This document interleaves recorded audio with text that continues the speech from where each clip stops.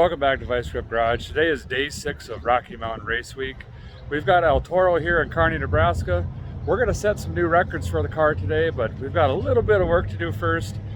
Mainly, you know, we've only literally got second gear. Seems fine. Nope. Need some others.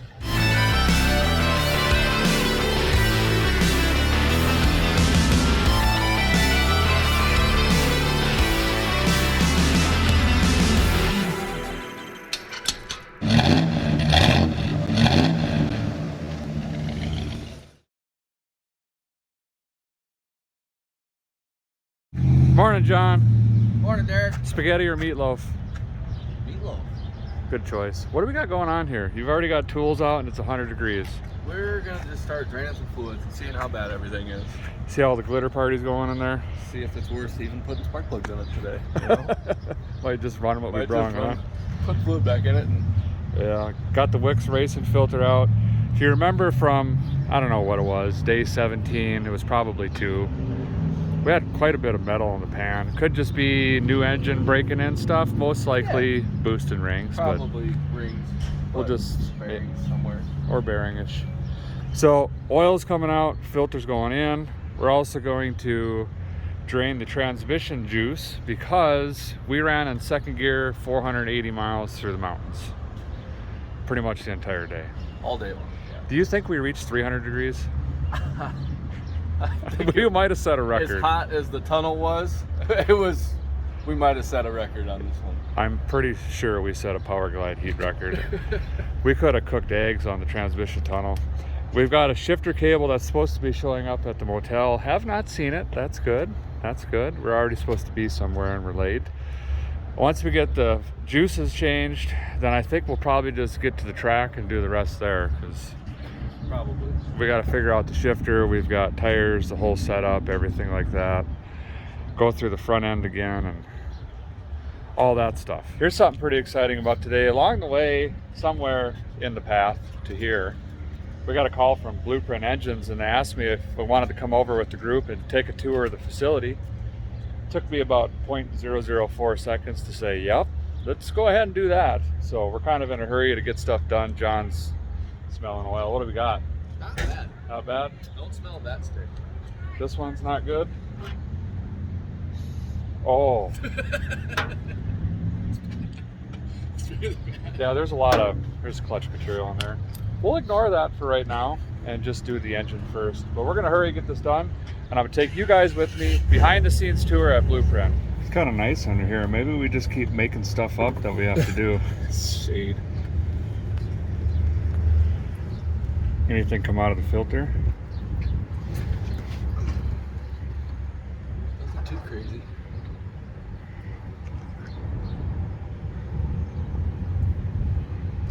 Looks pretty thin. It's thin, but not near as glittery. I think it's close enough-ish. If it spills, we'll just walk away, I guess. We'll move the car to a different spot. Yeah, let's start over again. Gotta go quick, John. Huts! Oh. Oh, there it is. Did not go quick. Well, we'll know in a second here. Surprisingly, this is actually improved, John. We fixed it. We fixed it. Just by beating on this thing like a cabin screen door yesterday and the day before. And there's a little bit of shimmer in it, but that's kind of atypical. Not bad. A lot less than it was the last oil change. Yeah. So that's great news. It's probably all went into the transmission though. Yeah. So we'll what we're doing basically is pouring the fresh oil in, and then we dump the old oil into the newer jugs, which are now old jugs, and then we're carrying like 78 gallons of bad oil with us, pretty much, just in case we need to top off. It's like that engine rebuild stuff that has the metal flake in it. We're just making our own. All right, the moment of truth. 480 miles. It's still red. It's second gear. Really weird. Wow, it does have a little. Oh, it is a little red. Wow. It's like brand new. It's fine. We'll just put the plug back in and we'll just keep running it. Yesterday when the shifter linkage first broke, I was down here just manually shifting this. The pan was so hot, it literally blistered my finger in a second. And somehow, I mean, that's why I guess the transmission was probably $11 million. Yeah. Because they build them for abuse. We might not have to tighten the band at all. Fluid's pretty impressive. What'd you say it was, HPL? HPL. I know this is probably really hard for you guys to see, but there is quite a bit of metal flake in here. But what we're gonna do is we'll slowly drain this, and then at the bottom we'll be able to see if it's clutch material or if it's aluminum or what kind of situation we got going on. But the fact that it's still red means even though it got hot, it wasn't overheated enough to where the oil broke down. And Yeah, it's a little thin, but it's not bad. oh, good, because I didn't want to swap out a power glide. I know how bad those bell housing bolts are. I just put this transmission in a couple weeks ago. Well, the weatherman or woman said it was supposed to be 104 today, and they weren't kidding. So we did the right thing and spent 14 hours putting up canopy. Did get some juice put back into the transmission, and if you're curious what it was, it's this HPL stuff made right here in America, I guess. Never heard of it until today, but man, if it held up to what we've put it through so far, it's pretty good stuff. We're gonna pull the sparkulators out, read on them a little bit, see what we got going on. We're gonna have to change our fuel table, timing table, the boost controller upper tables, all that stuff, because we're like 6,000 feet down from where we were. We made a lot of modifications just so it would idle up there in Denver. So want to read where we're at now, kind of get an idea, and start setting up the tune for later today. What you got, sir? Got a good shifter cable. Nice. Thanks, man. Fast delivery, kind of. Precision Performance overnight. Yeah. Nice. I went to the track and you brought it here? Yeah, we went to the track, picked it up, and we brought it to you special delivery. Good Awesome. Thanks, man. Appreciate it. Thanks, Becca. No problem. So John ripped the sparkulator out real quick, and you can see there the soot doesn't go all the way around the base ring, which is telling us it's a little lean, but that makes sense because we have it set right now to cruise at like 14 to 15. Save on some fuelage. It does make it a titch bit hotter, but are you bleeding? It happens with them bigger jobs. Anyway, we're gonna put these back in and just say they're all good. They should be fine. I mean, they only have 500 miles and 5 passes on them, so should be fine. This was painted with a brush and I'm liking it. Added some stickers, both sides. What else did we add? Oh, back here. Rough country. Makes sense. Rides just like a rough country kit. Yeah, it's one of my favorites. This is John's favorite. He likes big mutts. And you don't lie. I don't lie. So this is the cable that needs repaired. The other one somehow got stretched. It's John's fault, basically. I think it's 100% mine. It was like 397 1-2 shifts going through the mountains, and these just aren't, I mean, that's not designed to daily drive, and it's a really firm 1-2. You got to slam it. Straight cut gears and everything like that. So it's stretched a little, and basically when we're engaging 2, no matter how much we adjust it, we're at the very end of the adjustment. There's like 1 thread left. We can't get it to engage second gear. We were just going to run a rod through the floor, but we were running so far behind that we just put it in second go. Went for it. So I'm going to watch John put this in. I could do the bottom, I'm sure, but I don't know how to run that alien looking thing. Is that trail mix? Where'd we get that? That was a gas station for that. Huh. Bottom side of the cable's out. John's taking this thing apart and get the cable through there. At least it's not 400 degrees inside of here. We'll take the shifter inside to take it apart. I think we're all ready. We're going to start cleaning up. Shifter cable's in. Changed the routing on that a little bit. Bent the bracket differently. Yeah, got it more flat into the transmission. This is its second cable, I think. So wanted to try something a little bit different. Yeah. The other one was used? That used shifter. That's somebody at the shops out of his race car. Oh, okay. Dennis's. Yeah, so we think we got her. Feels pretty good. All the fluids are ready, so we'll pack up and we're gonna head over to Blueprint still, I think, maybe. We're only like 3 hours late. And then head to the track. Yep. Yeah.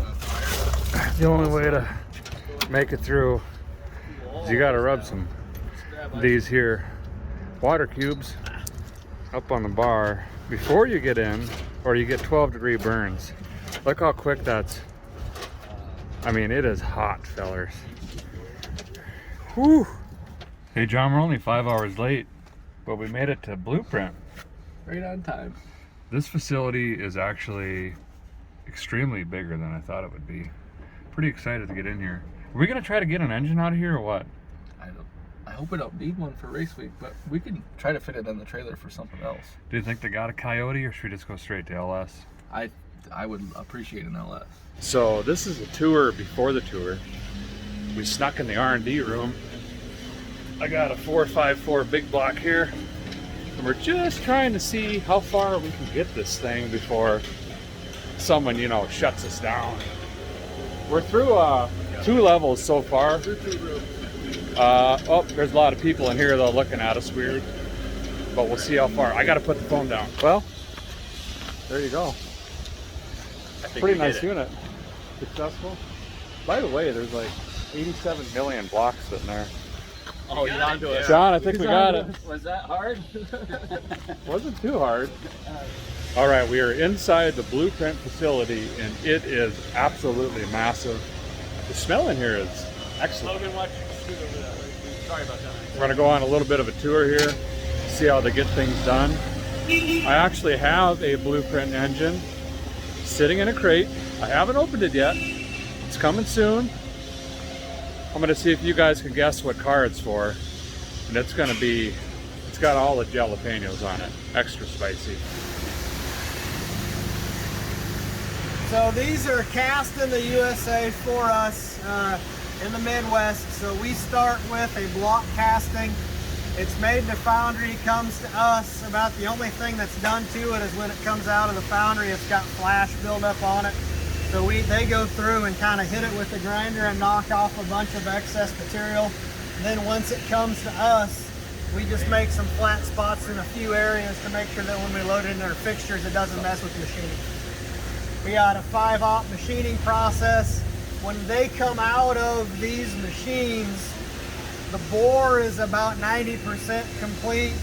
The main journal is about 90% complete. The deck height and all the other stuff, lifter valley, all of that is done. So I'll show you the progression of the steps that you can see as we go through. Watch your step behind you.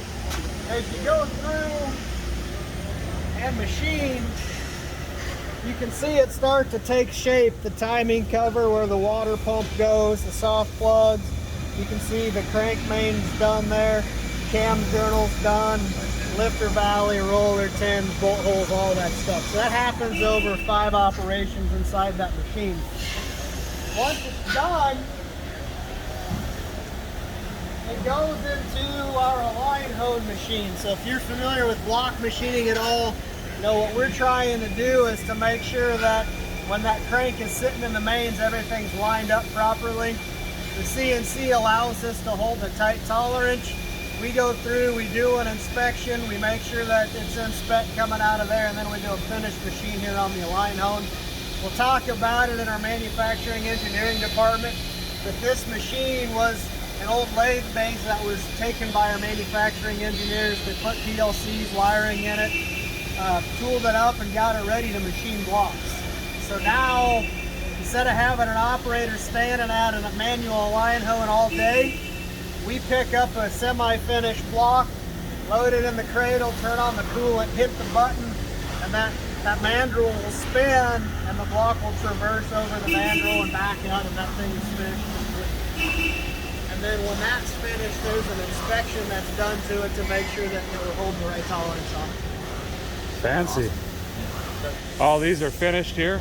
All of these are finished blocks. So they're finished through CNC operation. So when they're done, we'll put them through the cylinder hone.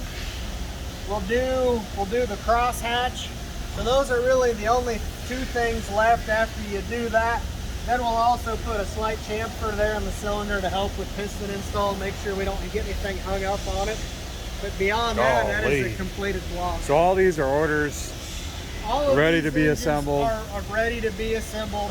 And there's probably only about 5 days worth of blocks right here. So we go through them pretty quickly as part of our machining process. That's a lot of horsepower, John. I like it. It's nice to hear you guys are growing right now. Absolutely, yeah. We can't keep up, and unfortunately on some of our parts right now, our vendors can't keep up with us. We've done a really good job of keeping the lights on and keeping everything running with material supply issues, but we've really tried hard to make sure we keep product going out the door. But what do you got to go? Fire this up for you. This is like your 383 standard piston that goes in a lot of our motors. Got your wrist pin here. It's held on by a magnet.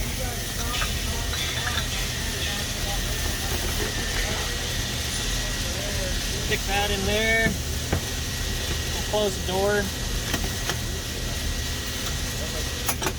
That button starts your mechanism going. So you got your rod here. This will heat it up with heat induction about 600 degrees. Takes about 5 seconds or so.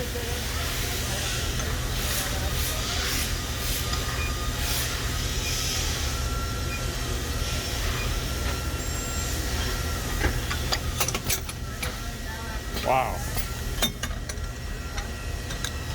Pushes that wrist pin in, centers it perfectly for you. That's incredible. Instantly, instead of waiting on the little propane burner And then the slow press. burning yourself and whatnot. But yeah, makes Very the process a lot cooler, a lot easier, a lot safer for us. Usually let them cool down. It does heat up. If it does get heated up, it does expand. So I got one cooled off already for us. And then it's an auto ring machine that the engineering team came up with. Basically, it's easy, like a 9-year-old kid came and did it. Basically, just follow the pictures on which direction to put it in the machine. And wait a second, this will ring it for you? yeah, so you'll start on the right. And Okay. Start on the right here. You'll put your oil spacer on, your oil rings, your second, and then your top ring. So we just stick it in the machine to matching the pictures on what direction to put it in. There's your oil I'm already spacer. mind blown. I'll put your oil spacer on there, and then you just rotate it 180 so your rings aren't matching. There's your other oil ring. There's your second. Put your 180 and there's your top ring. I don't even understand what's happening right now. That takes me 5 minutes at least. And you can just go press, press, press, press, press. Done. You get bloody knuckles and everything, doing it the old school way. Wow. That's really cool. And then obviously these are set up spec for whatever engines Yeah, you're... they're already pre-gapped to our specifications on which motor we build. And Nice. yeah, pre-gapped from both. So you don't have to do any ring end gaps or nothing. It's already done. On certain motors that aren't high volume, yeah, we do ring gap all our rings to our certain specs. Very cool. Yeah. After the head is installed, that's kind of our first chance to test the engine fully assembled. And so when you're using a cast component like a cast block or a cast head, you can have porosity that you can't detect with your bare eye. So what we do is we actually fill up all of the air cavity and the water cavity in there, and then we pressurize it to make sure that it holds pressure for a predetermined amount of time. And then as he does that, it's got a certain amount of time it has to hold. And if it starts to drop, we know we have an issue. There's very rarely is it just a little drop. If there's a hole, you can tell. And then we go through and we do a leak test on it to see where it's leaking at. And then if it leaks, we don't use it. So these guys, we put it on a build table for them so they can adjust the work height. So if you think about if we built this on a conveyor, when this is done, the intake and everything is up quite a few more, a little bit taller than that. So if you're doing that on a conveyor, you're up high, you're working, it's not really that ergonomically friendly. So we like to use the build table. So that way when we're doing the install, you can get a pretty good handle on what's going on and you can actually see all of the different components. So like when you're going through and you're doing the torque on the intake bolt, you got to torque it to the right sequence. You got to make sure everything is in there right. You want to make sure your tool is fully seated so that the differences in work height can impact the quality. So for these, we thought it was important to get it lower for the operator to be able to install more stuff. So you can see we've got a full exhaust system going on there, water pump, coils, plugs, plug wires, and then it's going to have a 3-piece intake coming up out of it. So that's an industrial. It's the same thing as a 632 cubic inch engine for us, a 632. It's a 10.3 liter application that gets a turbocharged system on it, so it's kicking out some serious power. Yeah, 1,800 RPMs will generate 200 kilowatts electric. We've started to install more add-on accessories, so we'll put all the way up to transmissions on it. We'll put front drives on it. Our goal is to get the customer as complete of a solution as we can. So by the time they get to that point, they can drop it in and start playing right away instead of having to do all the other stuff. We've got good processes and capabilities that allows us to do that for the customer. So when they get it, they can go have some fun. And then you can see that's actually a throttle body styled EFI system on there. We've got good success, good track record of success with those, and it runs pretty slick for us. Now you think about an individual builder putting on all of the front drives and everything. If you ever buy the kits, no two kits are really the same with how everything mounts up. So it takes some skill, but he's actually doing a handful of them at a time. So he's probably knocking out 3 or 4 at about the time a guy is getting one done in his garage. Plus, he's got all the experience of doing it. It almost takes longer to unbox everything than it does for him to actually install it. So we kind of joke about it being Christmas around here. He gets to go through and open everything up and get it sorted out. So. Are those CVF from Minnesota? Yep. Yeah. Yeah, right here, you can see right here on the box. Yeah. Good stuff. Sounds spicy. Wow. 453? Yep, Doing all right there. we got 410, we got 415, and torque 422, we got 453. Wow. First pull. First pull. So she's going to come around a little bit more on you. Yep. Wow. So as we go through and do that dyno test, that's only a part of the inspection that's done. So he's going to check for blow by. He's going to check it. We put a dye in the oil, so if there's a leak, our goal is to catch it on the dyno. So he's got a number of inspections, but every engine that we build, it'll have a minimum requirement for horsepower and torque. And then every engine will get a dyno sheet. You can see over here on this side, there's 2 different types of graphs that come with it. There is the chart that shows the horsepower and torque by RPM, and then there's also the graph. So most people, it's pretty visual. You can see the graph, you can see what the max torque and horsepower is, and then you also can get that readout so you can take a look at it and see. So lots of people they mainly care about the sheet that tells them how much power they're making, but some guys like all the additional data. One of the other things, just to kind of give you an idea of all of the things that they look at, you can look at all of the cylinders. So if you got a cylinder that's dead or running hot, you can see that. You can look at manifold pressure, horsepower, torque, air-fuel ratio, There he's checking for the dye Yep, in he's there. got a black light. If you want to come on in, we'll take a closer look at it. Here he's checking for leaks with the dye. So one of the areas you got to pay a lot of attention to would be, here coming out of the intake, to make sure that you got a good seal up here. The rear main seal is really important. And then we do check valve covers and stuff like that also. You can also see You know, some of the offerings are fully dressed, including, Right. you know, the plugs, plug wires, distributor, carburetor, fuel pump, all of that stuff on it. So again, we want to sell what people want to buy. Our goal is we seem to have better success the more we put on the engine. You get somebody, they start doing Drop some it different in and stuff go, with turnkey. it. Yeah, exactly. You drop it in and you go, and you can start having fun right away. That's cool. I mean, you can see the different flavors pretty much right here. And I'm Yep. sure there's a lot more, obviously, but Absolutely, yeah. If you look around the corner here, you know, you got a 376 LS coming around the corner too. You nice. probably aren't the guys to put an LS in a Fox body. You know, I've seen it done. Oh, yeah. This is really cool. Here's where they design a lot of their stuff. So is that like just, what is this, plastic?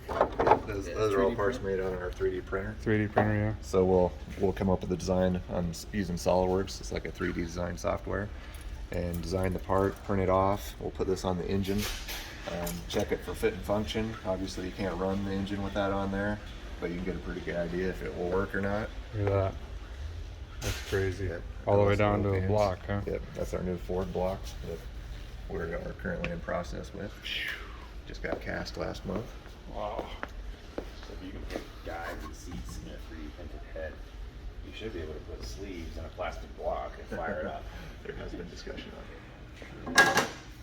You'd come in here and touch this, and you click in like 3 or 4 or 5 places, and it can create a plane. And it knows where this tip is at all times because it has sensors in each one of the joints. So once you measured that plane, you could come down here and maybe measure this here, and it could tell you the angle from this plane to this snout. You go around and measure all the holes, and check to make sure they're right.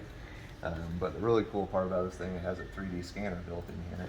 So we'll just do a quick scan of it.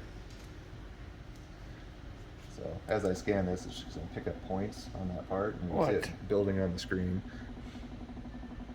It's almost like God, spray it's like paint. witchcraft or something. I don't understand what's going on. It's got a laser, shoots down on there, they bounce back and picks it up in the sensor. Wow. Yeah, very similar.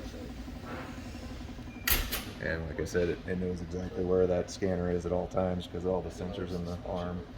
So we're going to close in on 1 million points of measurement here in a second. There we go. There's a Past million. 1 million. I could load my 3D model that I created in SolidWorks. I could line it up with this part using the probe, and you can go through and scan it, and you will compare the two side by side, and it will give you a color map of the differences.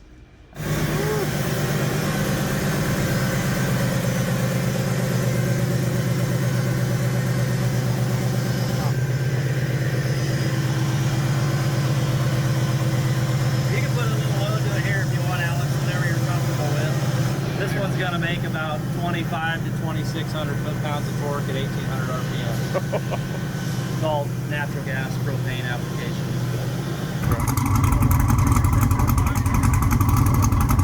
I made it. It's hot. It's hot. Let's see, got the tent up already because that's important. Try to get some shade here while we change the tires. Pretty much sounds like everybody is waiting till later tonight to take a hit because it is super hot. Don't know how the track's doing yet. We'll walk over and try to get some idea how that's going. Right now we're just kind of trying to get all the tents up we can and hide a little bit. Well, you know the deal. Gotta get the Cooper covers off, get these in the shade and on the car, get the chute mounted back up. Got to change the shocks back around, and we got to get into this tune and get that tuned up for this elevation. What you got there, Derek? Aeromotive performance, I call it. Something like that. Basically, I did some diagramical engineering, and this isn't getting enough wind. So I'm going to take this guy and just, you know, help it breathe a little bit. And John found a drain for concrete sidewalks that we think is going to fit pretty good. That's Jacob Rayburn. So, but I got to find Jack Stan Jimmy because this is his 20%, he said. So I got to get his approval. Don't tell Doug or Andy. That's gonna work for sure. Jeremy, draw in the left lane. Perfect. Charge. Use that thing? No, I would stand back for sure. The Volvo back. Attention to the group. 139. Oh yeah. Oh, gotta get it to the drill. We ain't got enough battery. We need some more horsepower. This escalated quickly. Oh, you're too late. Have that product, the young guns. What are you doing? I'm sorry, Doug. I needed more air. You accidentally cut a hole. Oh, that actually. What the hell? Dude, picking up some speed. That was my fender, bro. We'll give you That's your 20%. Well, I got the other. Keep the piece. Yeah, where is it? It's probably in the hole. Let me get a steamy hot piece of metal. There it is. Nah, it looks nice like that on. Wait till you see what he's about to do. There's your 20%. Thank you. Appreciate that. Go off the track. 1217. Oh! Come on. Once again, those Well, with front end picks up. Yeah. So they'll be straight when it's going down the track. All right. You want to flush that up? Probably. You have to notch those little knots, or just grind those off. Oh, that's a good idea. We have a flap disc. Because it'd be nice if it was like friction. Whew, she's gonna whistle now. Tell you what.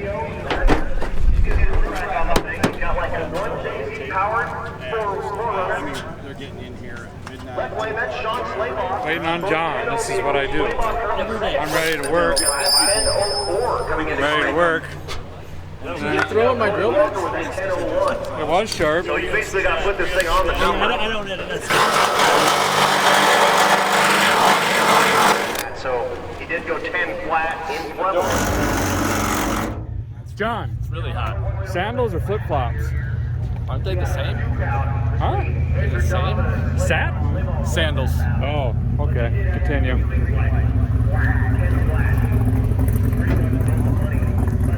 It's crooked. Perfect. All these metal shavings are going right. Make sure you spool that turbo backwards for a little bit. Look at this. Look at that. John, you did a good job with the screwdriver guidelining. Good guide. But we got to figure out how to get this to. I think we just got to shave these off just a hair. And that's gonna slip right in there. Good call on the green. It really Better pops. than the black. Yeah. Better than the black for sure. Definitely. Doug, are you okay with this, or you just? I'm supporting everything about it. The green is a little. I might just spray paint it. We had an option of black. We had black. Oh, Yeah. it'll probably grow on me. I think it just makes a statement when it's That green. does make a statement. All right, John. It's in. What do you think we're gonna get for 60 foot out of that? 127 today. 127. We're gonna gain quite a bit then. Also, look departments, A++. What do you think, Jed? What?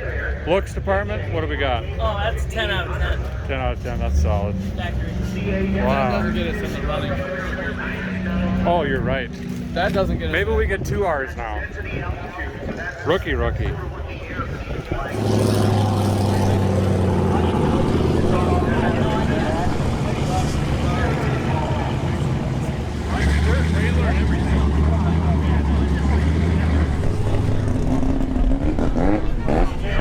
I came to look for you so we can get some approvals, but Proud of you there. we just went for it. Clean install. Pretty flush, ain't it? They just announced that they're going to put track prep down at 8 o'clock. It's about 6:30 now, so we're going to do the right thing and just try now. We're also not going to turn it down. We did find out, though, that when it cut out last night on the shift, the day before, or whenever it was a boost cut. So we removed that, raised the rev limiter, made a couple other changes, so I shouldn't have that second pause in between shifts there at about 7,300 RPM. So we're gonna go out and just see if it sticks, and if not, we'll just wait till it gets some prep down and try it again. So first run coming right up.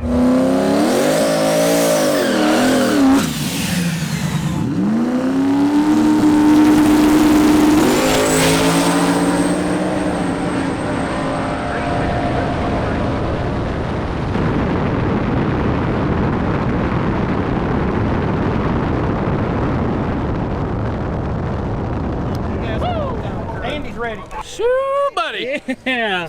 So 5:42.8. Yeah, that's a first, right? So I knew, I'm like, I gotta get out of this, or we're gonna break out. I should have just stayed in and got the best time. What's your breakout? 8:50. Oh, you're gonna get staying in this. So after I let out, I'm like, I should have broke out, and then we could have ran it tonight. And Yeah, well, it's only gonna get better. Like the driving on that was perfect. Like it started to get the tire a little bit off the hit, but you just drove through, and it was perfect as the wheel speed caught I up. felt and it the didn't climb, spin. yeah.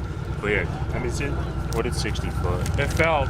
Yeah, 131. So same 60 foot, but this thing was stupid. All right, crew chief, I was an idiot and let out at 1,000 feet because I thought I was going to be strategic and get somewhere in an 850, but we still ran a what? 868 and a 5:42.8. But you went more than a full tenth. Oh, 2/10. 2/10 and the 8 faster. So That thing was moving. she was moving. I mean, it's pretty similar 60 foot, but between 60, Your mile an hour at the 8th and the quarter was the same. And you That's- still ran the 868. yeah, that's where I let You out. let out. So we got the car tonight, fellers. This thing's gonna do just fine. Next time, I'm just gonna hold her to the floor, and if we break out, then we'll come back and tune her down a little. Yeah, and try to get close to that 850. But man, I'm telling you what, sucking the air. So it did sound different, huh? Oh yeah. It sounds way different. That's crazy. Well, it's gotta be pulling better air.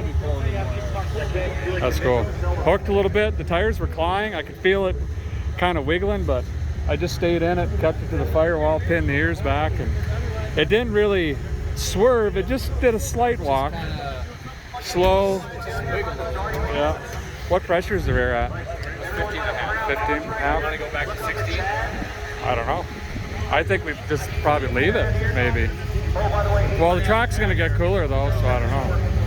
But as far as the tune and the boost controller, I think we're just gonna let it sit, and we'll chew on it again and see what happens. We're going to give you first lick on this new prep.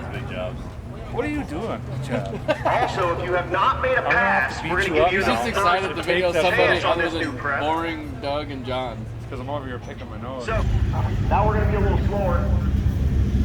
So,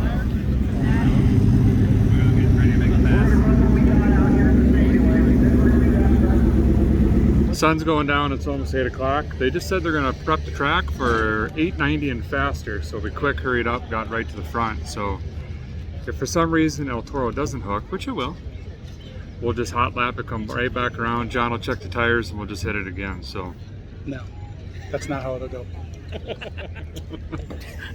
thanks, Tom. we love coming out here and playing Nebraska.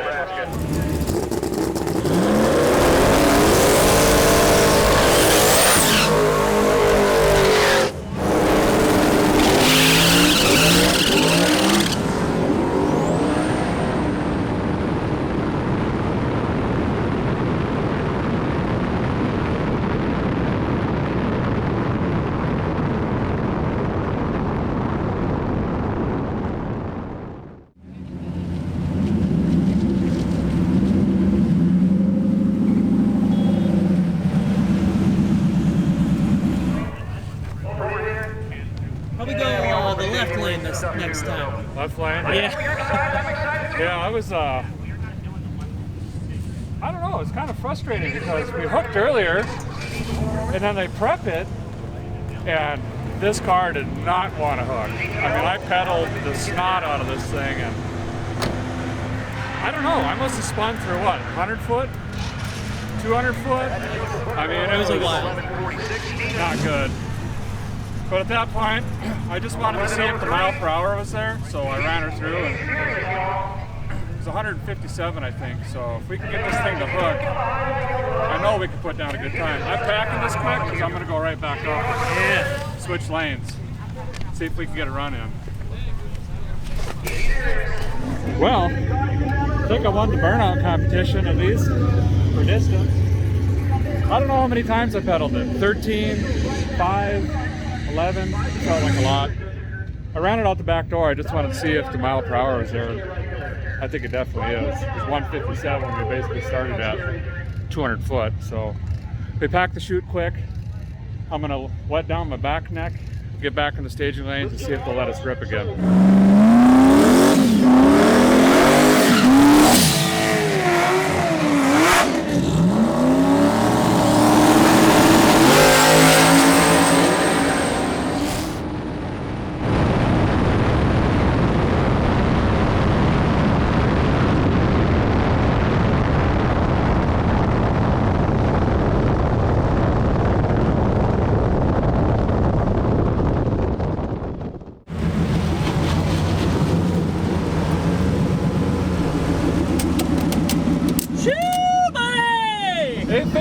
Chad. Heck yeah, that was awesome. Oh man, let's see, 129 60 foot. Woo!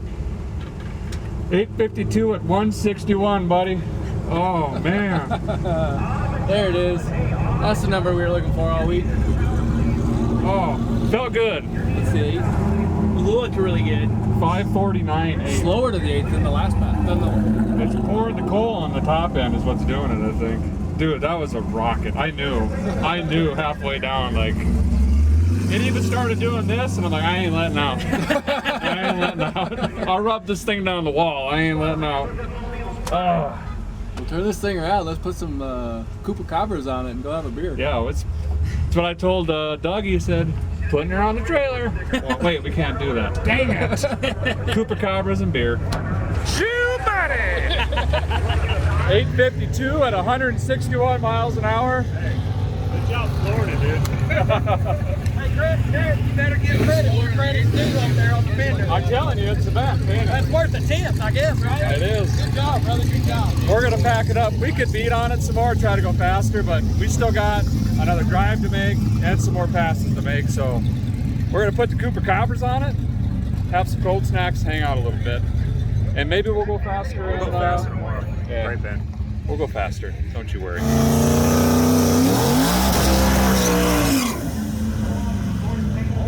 Yeah, that was. I think he's got her in the 4W. For us, 4WD. it's like, wait a second, he's not spinning. Then I realized what's going on. And then you got a work truck over there with toolbox and a turb ski.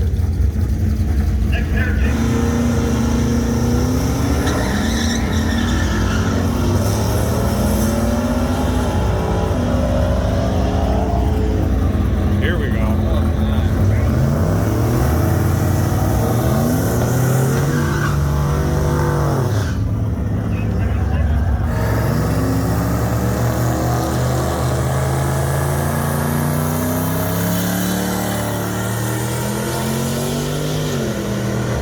So the truck in the right lane is the one that's leading our class right now.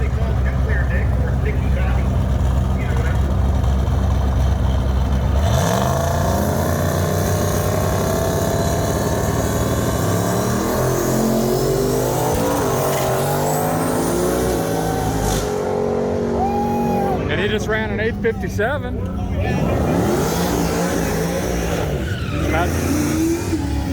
So tonight we actually beat him, maybe, unless he runs again. Yeah, apparently he's still going for a number if he's still making passes. Yeah. He can't go in. Yeah, it's shut down, so we beat him. Unless he's got to slip faster, but I don't know about that. Maybe. Look at that beautiful. Here's Andy's last pass tonight.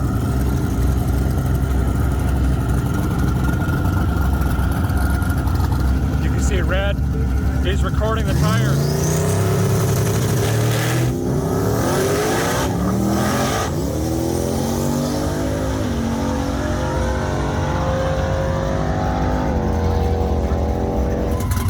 Slater coming in for his last run.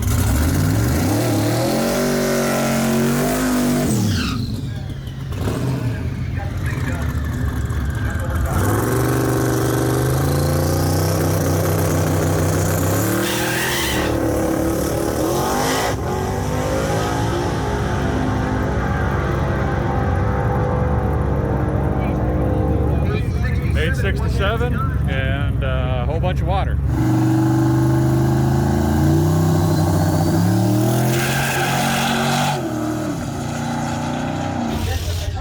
Madness has begun. Everyone's switching the cars over to street mode. We got the trusty old Chupacabras on standby. This is tomorrow's route, John. It looks like 250 miles from Kearney to Great Bend. It's a short trip tomorrow. Yeah, that's not so bad compared to today. Yeah, that sounds nice. And our checkpoint's in Beloit, Kansas. Sure. Looks like a neat building. Get off of there. Oh, we got another one. Oh, there's two. My bad. Wilson. That looks pretty cool. I don't know what it is. Largest Czech egg? Or is it Czech? Kazech? Anyway, it's an egg, that's what I'm saying. So we'll get hustling on this. We're getting pretty fast at getting this done, actually. Hopefully by the time he gets that off and the hitch on, I'll have maybe 4 lug nuts off. So that's good.